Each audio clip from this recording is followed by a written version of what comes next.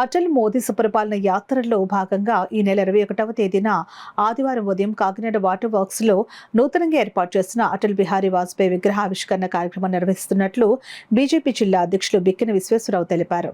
కాకినాడలో గల జిల్లా బీజేపీ కార్యాలయంలో ఏర్పాటు చేసిన మీడియా సమావేశంలో బిక్కిన విశ్వేశ్వరరావు మాట్లాడుతూ వాజ్పేయి విగ్రహావిష్కరణ కార్యక్రమానికి బీజేపీ రాష్ట్ర అధ్యక్షులు పివిఎన్ మాధవ్, ఛత్తీస్గఢ్ సీఎం విష్ణుదేవ్ సాయ్, రాష్ట్ర ఉప ముఖ్యమంత్రి కొణిదెల పవన్ కళ్యాణ్, జిల్లా ఇన్ఛార్జ్ మంత్రి, రాష్ట్ర మున్సిపల్ మినిస్టర్ పి నారాయణలతో పాటు జిల్లాలోని ప్రజాప్రతినిధులు, బీజేపీ నాయకులు, అధికారులు హాజరు కానున్నట్లు వెల్లడించారు.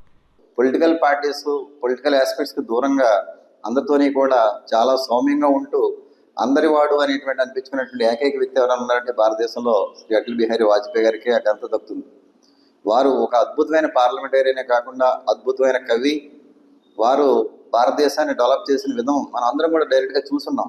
ఒకప్పుడు మన రోడ్స్లో వెళ్ళాలంటే చాలా ఇబ్బంది పడేవాళ్ళం. అటువంటిది ఇవాళ భారతదేశంలో ఏ ప్లేస్ కైనా వెళ్ళాలంటే కనుక అద్భుతమైన రోడ్స్, అదేవిధంగా డెవలప్మెంట్ యాక్టివిటీస్లో రైతులకు కానీ, ఎడ్యుకేషన్ ఫీల్డ్స్లో కానీ, సైన్స్ అండ్ టెక్నాలజీలో కానీ ప్రతి ఆస్పెక్ట్లోని వారి మార్క్ క్లియర్గా కనిపించేటట్టు వారు చేసినటువంటి అద్భుతమైన సేవ భారతదేశ ముద్దుబిడ్డగా వారు మనందరికీ కూడా సుపరిచితులు.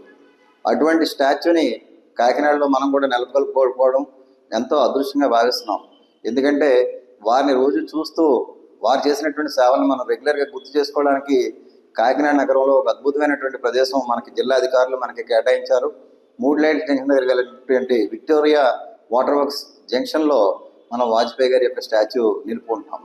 ఈ కార్యక్రమాల్లో అందరూ కూడా కంపల్సరీగా కూటమి నాయకులు, భారతీయ జనతా పార్టీ నాయకులు, అదేవిధంగా వారు పార్టీలకు అతీతంగా అందరికీ కూడా కావాల్సిన వ్యక్తి అందరూ కూడా ఈ కార్యక్రమానికి విచ్చేసి 21వ తేదీన ఉదయం 10 గంటల కల్లా అందరూ కూడా ఈ ప్లేస్కి రావాలని మీ ద్వారా అందరికీ తెలియజేస్తూ ఈ కార్యక్రమాన్ని జయప్రదం చేసుకుని వారికి మన తరఫున కాకినాడ జిల్లా నుంచి అద్భుతమైన నివాళులు అర్పించాలని చెప్పేసి మీ అందరినీ కోరుకుంటూ సెలవు తీసుకుంటున్నాను. నమస్కారం.